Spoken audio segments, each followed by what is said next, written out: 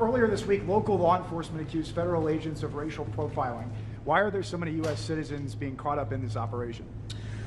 Well, I think your question assumes something that's not necessarily in evidence, which is that when there are American citizens who have been caught up in some of these enforcement operations, very often it is people who have assaulted a law enforcement officer.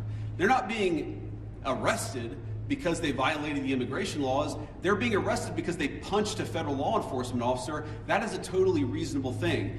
Now, to the accusation of racial profiling, look, it's something that we take very seriously. We will take accusations of racial profiling back to Washington. We'll certainly look into them as they come up. But this is not a group that's going around and looking for people who violated the law based on skin color.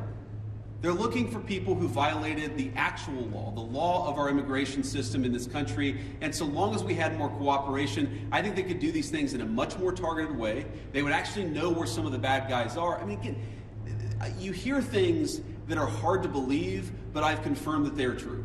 Sex offenders who we're trying to get off the streets, who the local officials won't tell us their last known address. So then the local officials say, oh my God, these guys are doing widespread targeted enforcement operations, when in reality, we would love to just go to one house. The local officials won't tell us which one house to go to.